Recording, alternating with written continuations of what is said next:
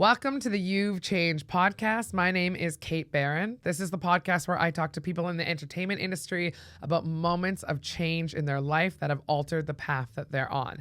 And today I have the fantastic comedian, sketch writer, film writer, TV star, actor, fucking South African sensation, Thenjiwe. Welcome. I'm so happy to have you here. Thank you so much. Thank you for having me. Get out of here. You are a superstar. And what I like is that I met you before I knew what a superstar you were in the outside world.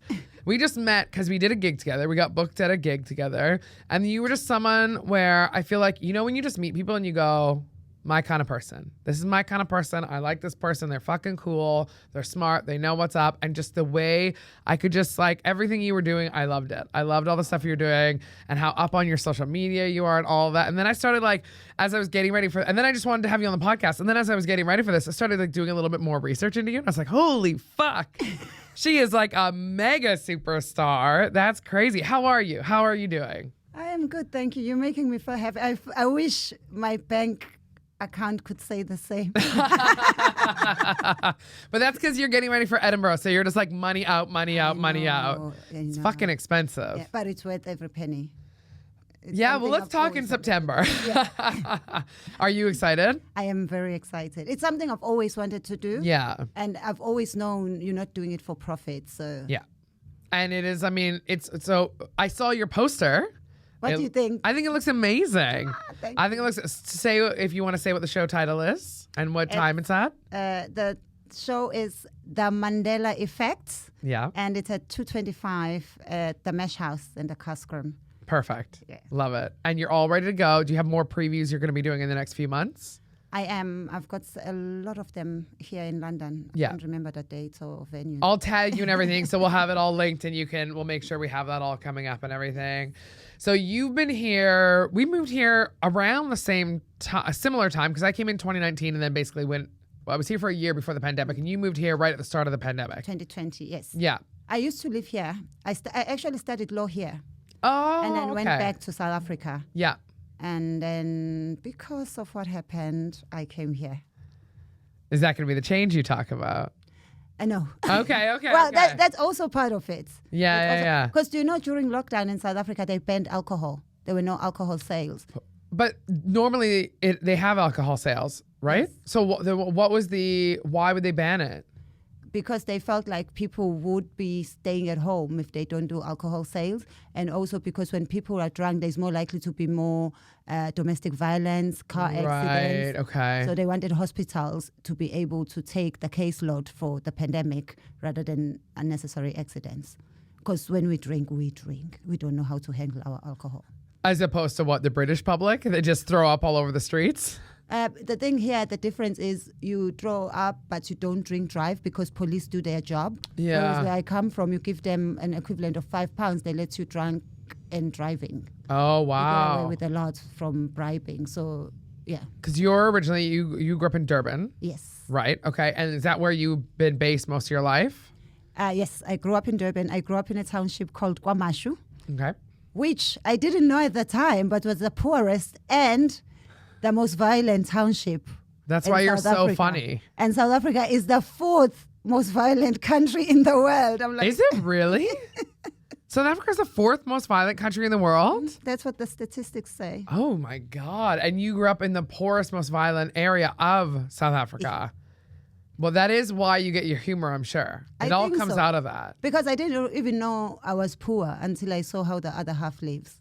Yeah, because you don't. If you don't grow up in it, you're not exposed to it. You just go, this is life. This is just what it is. This is how Bobby and I were just talking on my last podcast about how we're both white trash and how we grew up being poor white trash. And if you haven't been poor and you're not always wanting and needing things, you don't know what it's like. And so you become this adult that's fixated on money, and you want stuff and you get fixated kind of on earning money.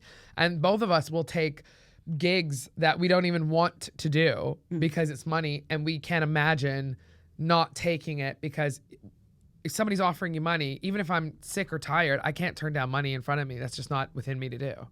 Do you relate to that at all? I relate a lot. And when I grew up, I thought I was doing well because I was brought up by my grandparents, because my parents had me when they were teenagers, and they worked.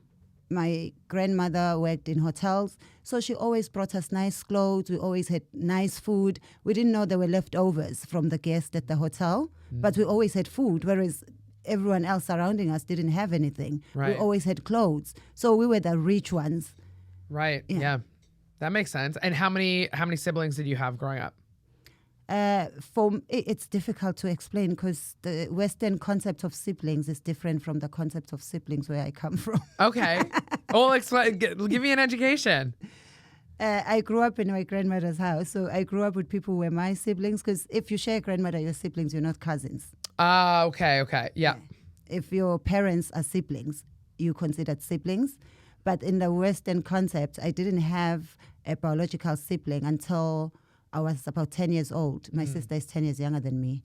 And then, so I've got 3 from my mother's side and another 3 from my father's side as well. Gotcha. So, but you did grow up in like a house full of other kids? Yes. Like you weren't like an only child, like growing up on your own or anything like that? No.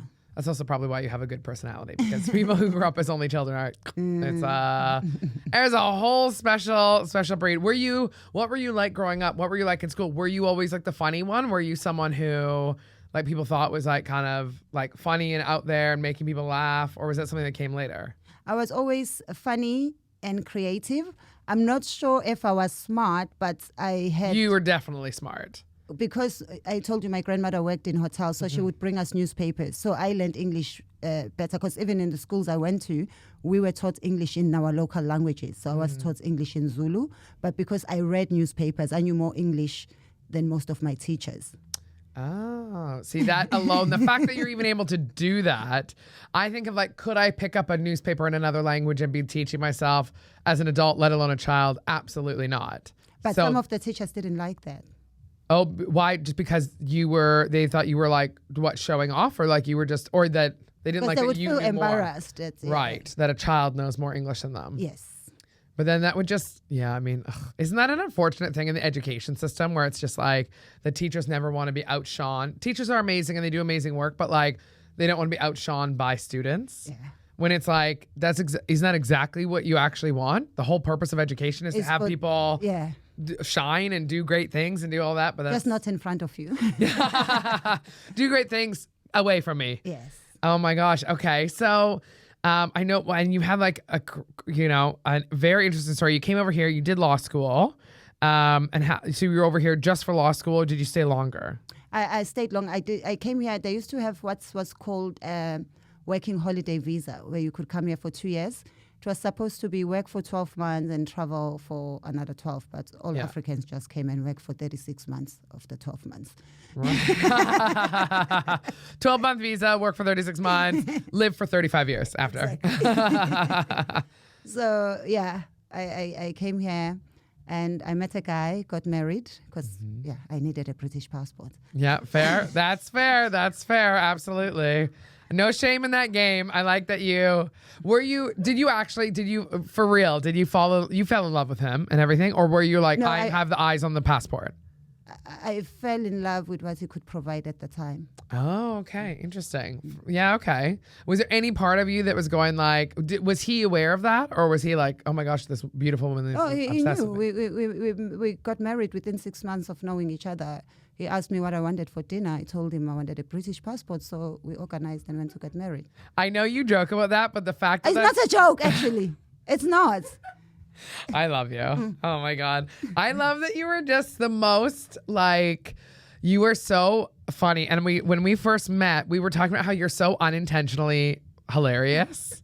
And like, even when you're talking about like people coming to like tourists coming to your village and like singing and how you would just sing the same song. Yeah, because I come from KwaZulu-Natal. If you know the history of South Africa, Shaka Zulu, the greatest king of the Zulus, that's the tribe I come from. Okay. That's I come from there. And we are known for being singers. Like even as a tribe, Zulus sing. Wherever you find a group of Zulus, they are singing. The Lion King, majority of the people come from my place. Sarafina, which is, I think is the most famous South African film, especially during apartheid, they were coming from majority of the people, the person who wrote it, the person who directed it, they come from there. Those kids were acting and singing. In my family, everyone sings. I can't. Like, I'm at Sunday school dropouts because of it. And in black churches, singing is very important. You have to sing for Jesus. Otherwise, you're not going to heaven. Right. And I can't sing. I couldn't sing.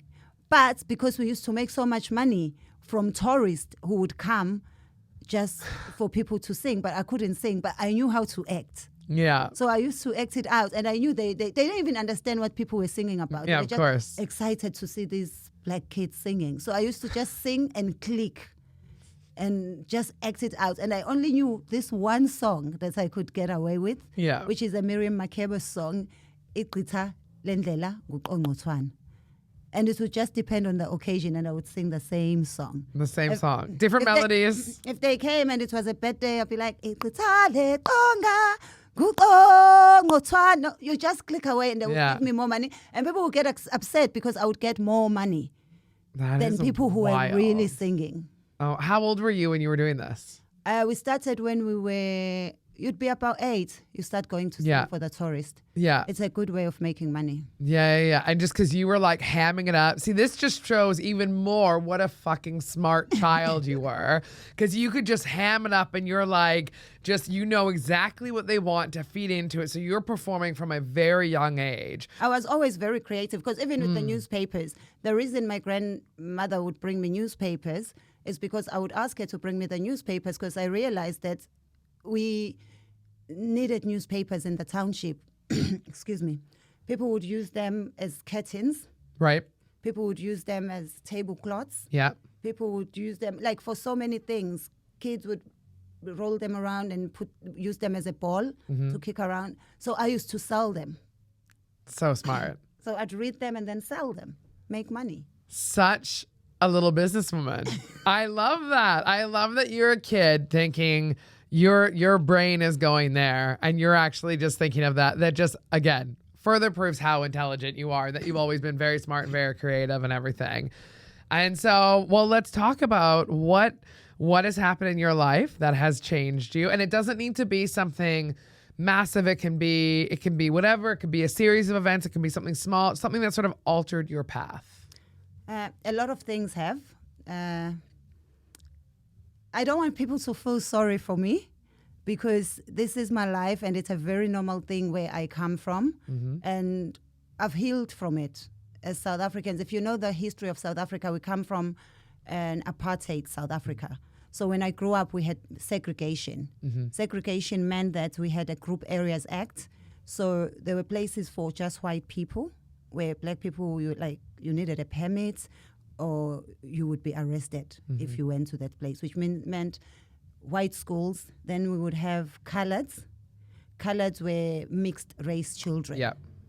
And then we would have Indians, especially in Durban, because we had a lot of them who came for the sugarcane farming, who were brought from India. Okay. Yeah, Durban is like the capital of India. You find a lot of Indians in Durban. I didn't know that. Okay, interesting. Yeah. And then we would have the blacks. So I grew up in this black township. I only knew white people as tourists. We would see them at weekends, especially around Christmas time, which is our summer, where we would be going to town and just to sing and entertain them. And I never interacted with any white person or an Indian or a mixed race. Right. And then when Nelson Mandela came out of prison, things changed. Just all of a sudden, we could now go to any school you wanted to go to, any school you could afford to go to. And because the most expensive ones were the white schools, then it would be the Indian schools, the colored schools, and all black townships are surrounded by, on the right, it's always the coloreds, on the left, it's always the Indians. And then further away, it's the whites, because white people wanted to live as far away from the blacks as possible. Yeah. So I got an opportunity to go to Indian schools when I went to high school. Okay. Because my mother was working in a factory, and this lady that she worked with kept saying, your daughter is so smart, you need to take her out of Bantu education. It's a whole another story about Bantu education. We're basically being taught how to work for white people. Wow. Fuck. Sometimes they'll be like, you're smart enough now, you can read your grocery shopping list, you're ready to go and work. Like, it was fucked up. Yeah. Jesus. So I got to work for Indian schools. Not to work, I went to an Indian school, which was scary. Very scary. Completely different, obviously. I look back now, I wish we had a lockdown at the end of apartheid. Just for us South Africans to learn to live with each other, to be taught how to live together, not just to be told by one speech by Nelson Mandela that we are now equal and fooling ourselves into thinking we were equal. We were not. We're still not. Yeah.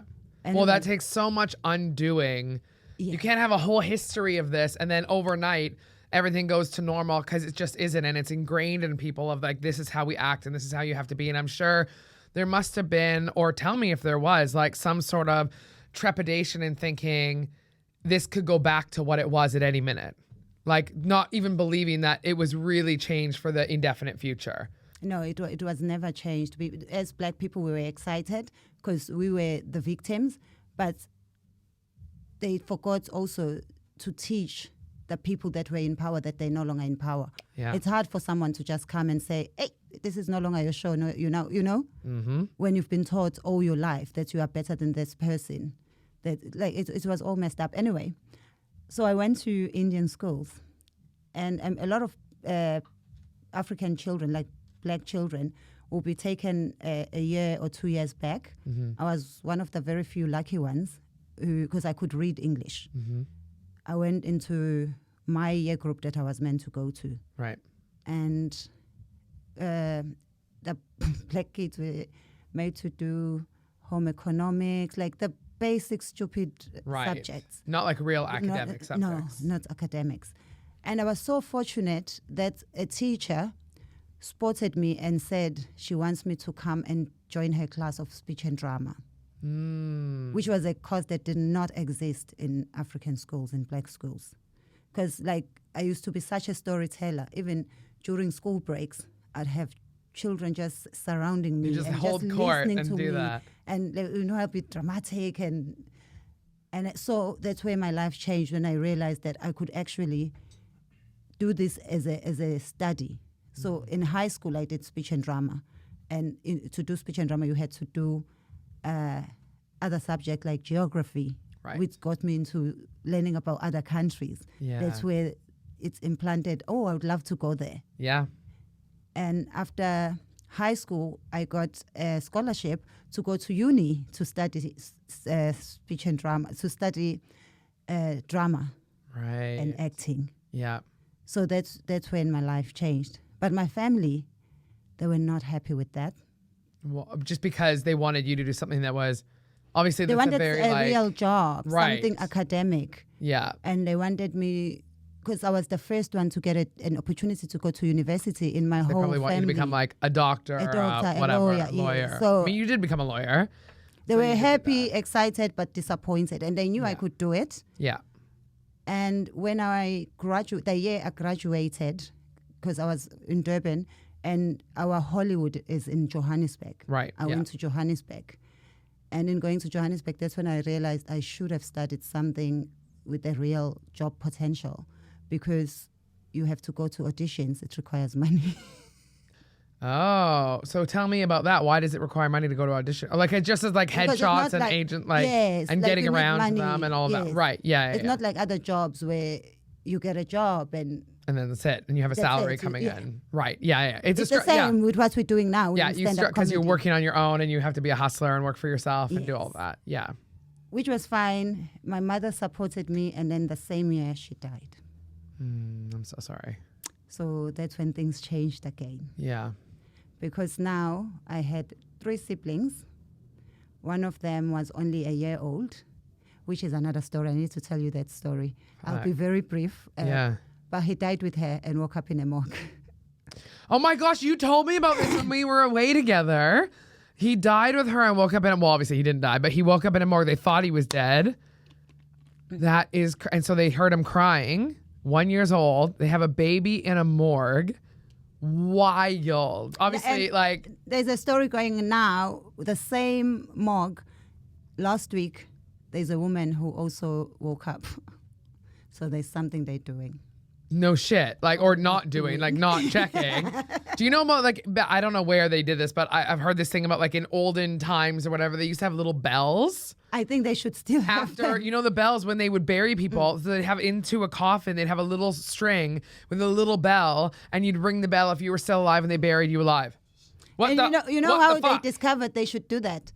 Because the people who used to go and steal the coffins, they would find scratches, which means people would wake up and...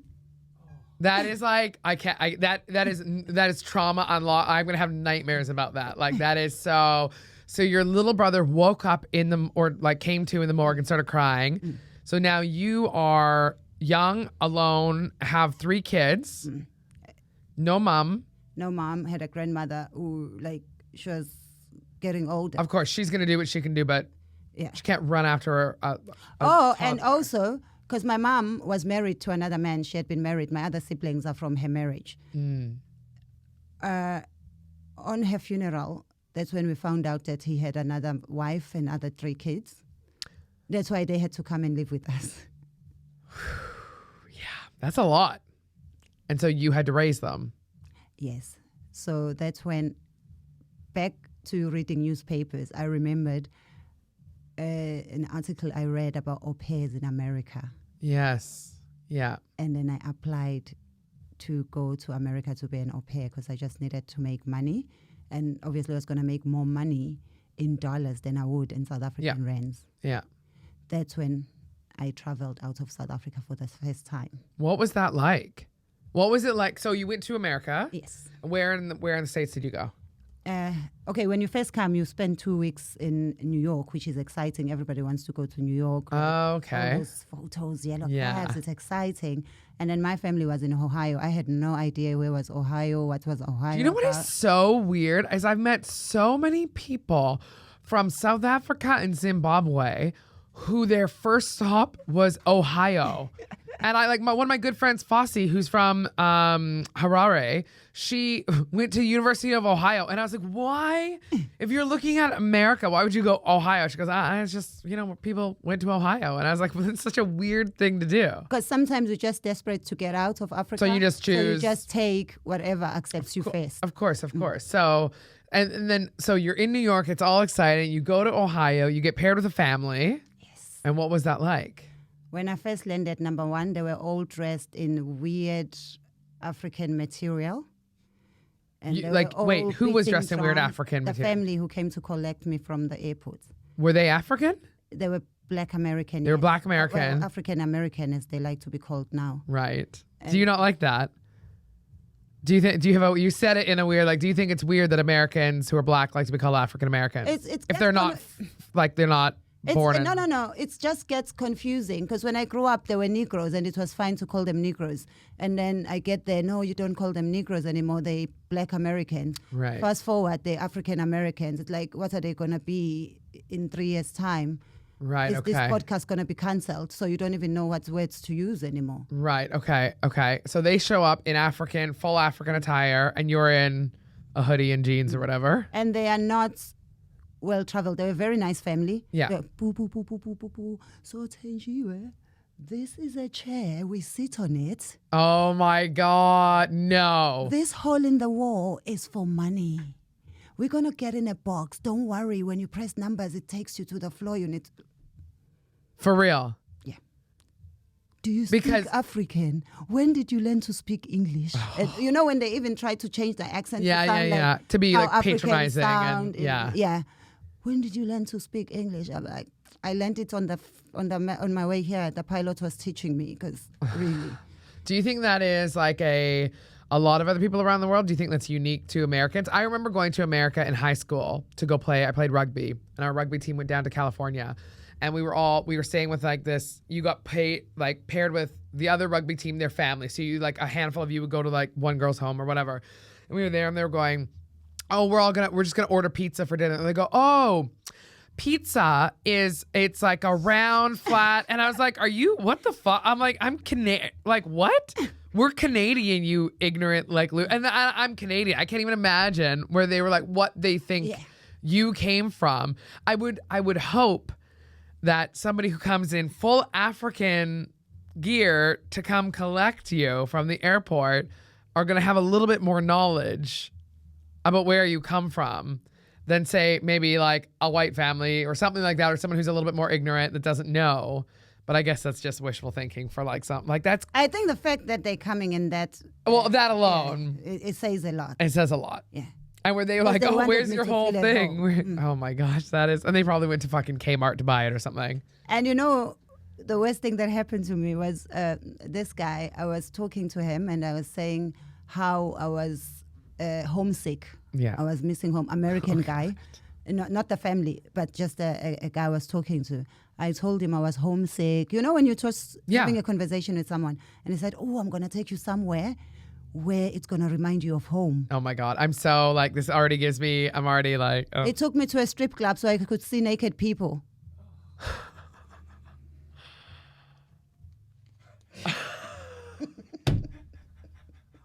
Shut.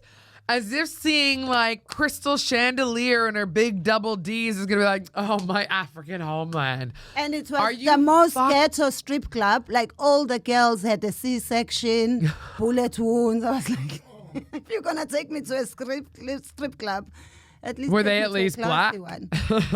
Yes. It was in the ghetto. God. Oh, that like, I'm sorry to laugh. But like, what the fuck? What the actual fuck? Somebody thinks that's going to remind you of home. You must have just been like, what am I doing here? What, how? Listen, America was the worst. And they will ask you things like, are you from Africa? You must know my friend. She's from Ghana. Yeah.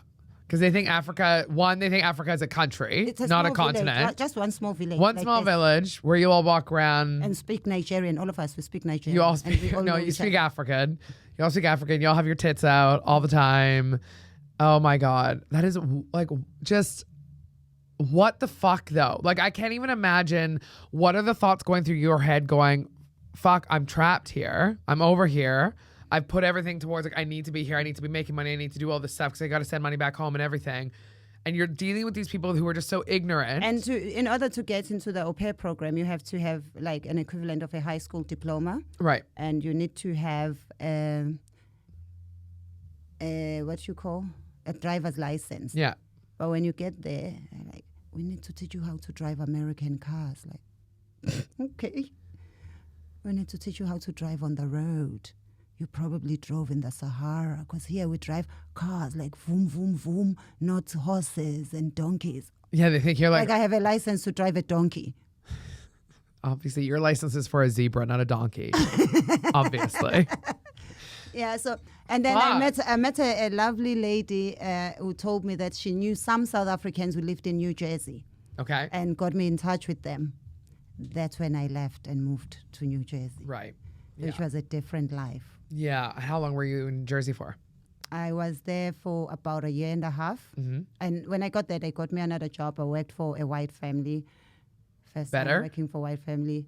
Much, much better. Lovely people. More well-traveled. More understanding. I never felt like an outsider. Yeah. Whereas in the other family that I was excited to be with, because they looked more like me, I felt like an outsider. And that's probably just because it healed me as well. It changed my life because having grown up in black South Africa, where black and whites didn't like each other, didn't get along, weren't allowed to do the same thing, and now having to live in the house with white people, and in my head I was like, okay, I'm just going to be their maid for a few months, get enough money, go back home. And the way they were so nice, I ended up being there for 1.5 years, and they were so lovely.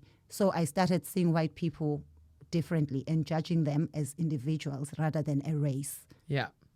I mean, that's how you should be judging. Everyone should be judging everyone, but it takes out, you got to learn that, like, there's no one group of people that are this because one person you met is like that. Like, it's just, it is so individualistic and like it's, and based on like how well traveled they are and those things. Cause the best thing you can do ever is just travel and see that where you've grown up or where you're from is this part of this huge world, And that's really the best thing you can do, Yeah. just to expand your mind, or the best thing you could do for your children or wherever is get them to travel, experience new things, taste different food, go to different places, and you just have such a better understanding of, I mean, I don't need to tell you this, but it's just like, yeah, I mean, that must have been such a weird thing, because you're coming into a black family in the States and you go, oh, this is going to be great. And then they're the worst ones. Yes. Have you ever spoken to them since, either of the families? I do speak of, yeah. I've got them as my friends on Facebook. They're probably going to see this podcast. Well, but do they actually, know? I'll send them the link. But I'm sure, I mean, it's also one of those things that, like, do they know better? Did you were like, okay, I'm going to teach you, like, the point of view you're coming at it from is very ignorant, or were you just like, you know what? I can't be bothered. I was too young and I Right. didn't know better myself. But Yeah. I think I always forget that I'm speaking English. I think now they know better. Yeah. And also thanks to social media and the internet, people can now see Africa without going to Africa. Because I also understand where they come from. If you are thinking or knowing of a country based on what you see Yeah. about them on television, Yeah.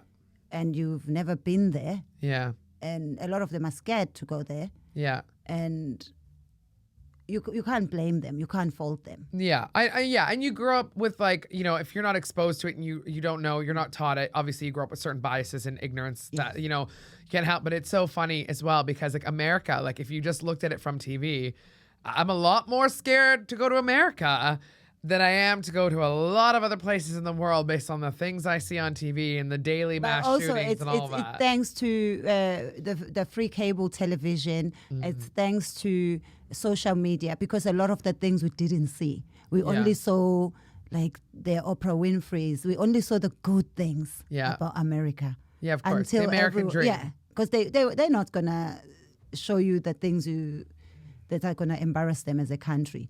Yeah. But now we know better, and now I hope people know better about Africa and about Africa at large as a continent. Yeah. There's just no reason to. It's like willful ignorance now if you don't know better. There's really, with the access to social media and being able to see different things and really learn, you're willfully ignorant if you're really choosing to think like that you're in some fucking tent on a dirt patch in a desert or something like that, and then you think that's normal life, and you're just not wanting to do it. So you're there. So you're in New Jersey, and then you go. And I was very happy there, but the problem was a lot of the friends I had, because I had made friends with Africans from different parts of Africa. A lot of them were there, happy, they had everything they wanted, but they didn't have freedom. They didn't have. The immigration was It's scary in the States. They couldn't go home. People would lose parents. They can't even fly out. I was like, I don't want to get to this. Yeah. I don't want to become an illegal immigrant. Yeah. So I knew for sure I didn't want that. And at the time, they had the 2-year working holiday visas in England. So I thought, let me leave, do that while I can. Mm-hmm. And also, once you become illegal in one country, it's difficult to go to any other country. Yeah. So I went back to South Africa, applied for the UK working holiday visa, came here. Mm-hmm. So when I came here, I had been exposed to what it's like to be an illegal immigrant. Doesn't matter what you have when you don't have freedom. Yeah. Like, freedom of movement is very important. Mm-hmm. So that's when I met that guy. Right. Yeah. And he kept buying me expensive dinners. And one day he asked me what I wanted for dinner. I said, a British passport. I do love that. That is such a good line. And the fact that it's true makes it just all the more tasty. I love it. So we did that. And that's when I went to law school here to make my grandparent happy that she has a lawyer. But also that must have made you feel good. Her. But that must have, were you really proud of yourself that you were able to go to law school and become a lawyer? I was very proud, because a lot of Africans that I met here who were educated were either nurses or social workers. Mm-hmm. And in the entertainment industry, they were either in The Lion King, because I can't do Shakespeare with my looks and my accent. Right, yeah. I can't do it. I can't do The Lion King. I can't sing. So I knew that. Well, you have I that had to one have song you could sing, but I don't only know how to well. tourists in Africa. Not You could do it to tourists in Leicester Square. You could be clicking and singing and doing your thing there. I have faith in you. You but can here make a lot. you need a license for everything. You'd need Oh, a fuck. license Yeah, just yeah, to sing to tourists. Yeah, that's true. So I thought, okay, let me forget about my dream of being an entertainer, of being a performer. Mm-hmm. And then I went to law school. Did law school. What kind of law did you study? When you first study, you do everything. Oh, okay. Yes. Yeah. It depends when you work. Got you. Yeah. So, and then you decide criminal or business or whatever. What, did you? I did immigration, funny enough, Oh, yeah. and divorce. Well, family law, but I You did specialized in immigration divorce. and divorce so you could get a passport and then divorce him. So you basically did it all for that. Yeah. Did you ever, when doing, because how long did you practice law? I don't anymore. But you did for like 5 years or something, right? Yes. And see, I did research on you. So you practiced for 5 years. Did you want to ever practice, or No. were you sort of like, I'm just doing this to do it? But then the real dream always was still go be an entertainer. Yes. Yeah. No, Okay. I wouldn't do it anymore. Yeah. Also, it's very complicated because having a license to practice in one country, you can't use the same Yeah. license to practice in another. And also, Yeah. it's very depressing as well. Yeah. It's very depressing, and you never stop working No. because you take it home with you. Especially if you're doing something like immigration law, then it's just like actually heartbreaking. Yes. And a lot of the stuff you're dealing with it's people's lives are in the balance and families are destroyed through that. And like, I had become such a sour person doing divorces. Like, I was so upset when I saw a happy couple. Like, when you're getting divorced, I need my money. are you still like that? No, I do think about my colleagues. Like, come on, guys, you can't be this happy. How long have you been together? 3 years. That's just greedy. Whenever you see a really hot, happy couple, you're like, go fuck yourself. I'll see you in divorce court. That is so funny. You did your own court TV show, right? Yes, when I went to South Africa. You did your own court TV show where you were the judge. Yeah, Was Judge it Thenjiwe. Judge Thenjiwe? I actually want to bring it here, but I want to do immigration. Yeah, I think that'd be amazing. That would be incredible. Have you pitched that over here? Not yet. You should. Yeah, it'll be great. I will. And can I be like your bailiff or something? Can I be like I'll be like the court reporter or something like that. Just have my nails like this on the little thing. I'll give you like sassy comebacks and I'll be like the bailiff or something. We will. After Edinburgh, we'll work on it together. I think that is so cool that you did that. Did you actually do real cases over there? Or they weren't like but they legally were all- binding? Yeah, no, but they were based on real stories and people believed they were real. So did people, when they would see you on the street, because you were on TV, would they see you and think like, oh, she's an actual Oh yeah, judge? we get like it became so easy. Like I have maybe 15 seasons that I can choose. 15 seasons? No. I only shot 5 seasons. I have 15 I can shoot based on what people were writing into the show with their real cases. Oh. Because you started doing something when you, so I'm jumping. So you did law, you practiced law here, then you went back to South Africa. And that's when you just started going full steam ahead on entertainment, all of that. Yes. I read something where it said you were out with colleagues. I started doing comedy here. Oh, but I wasn't doing it professionally. Right. I was just out, and it was, when something is your destiny, it will find you. Yeah, I believe it too. I can't even remember where that club was. It was some dodgy pub. They were having an open mic. And you know when your colleagues are like, come on, you can do this. Yeah. Next thing I'm on stage doing a 5 and I For real. felt, That's a real story. Yeah. You really just got up and did 5 minutes. You know when you're doing something and you're like, this is what I should be doing. That happened to me the first time I ever did stand-up comedy. I'd done 5 minutes. I was working as an art dealer at the time. I did 5 minutes and I came off stage and go, holy shit, I'm a comedian. That's what I'm supposed to be doing with my life. And I had never felt more at home than behind a mic on stage with a crowd. I was just like, why have I waited so long to do this? It was the same thing with me. And I even entered, what year was it? Because they were also looking for Funny Women, the Funny Women Awards. Yeah. I entered them. I got to the final, but that's when I then thought, I can't be funny here. I need to go and be funny at home. That's when I also started doing my social media stuff. Yeah. Because I'd be thinking in my native language and thinking how funny this would be Right. if I said it in my language. Or Yeah. I would think of jokes and think, but these people are not going to get it. Yeah. So I started recording and just putting it out there, and it would go viral. And then you started getting all these opportunities and you blew up over there. Yes. So you're like massive over there, and then you go, okay, I want more. I want bigger. I want more. I want a bigger scene. I got to go to London. Because you've been doing it. How long did you do comedy in South Africa before you moved here? Let's say 6 years, like full on. 6 years. Yeah. Okay. 6-7 years. But I always knew I would come back. Right. But you just wanted to really hone everything you could do there. Because I believe you can't be somebody outside when you are nobody at home. I wanted when people ask who is Thenjiwe, a South African can say, we know her. Right. Doesn't mean you like her, but you know she's a comedian. People say, who's Kate Barron? And everyone in Canada goes, I don't fucking know. But no they one know. knows who I am there. No one knows. But they know. And also for you, because you come from a country that's very similar to England, where you speak the same language. Yeah, you have, you know, Yeah. you can do that. Whereas for me, it was very important that, And also I felt I had a lot of things to say to South Africans. I love that. I think it's so cool. The fact that you just got up and did it when you were like a lawyer, you tried to open mic, and then you just found your voice and you were doing it like, so, I mean, that's a lot of things. You've lived such a life. It is so crazy and so amazing. And I feel like your story, like when your book comes out one day, when you write your book, I will be the first one in line to read it because it's just going to be fascinating of everything you've been through. And I'm sure you could have multiple books with all the stuff you've been through.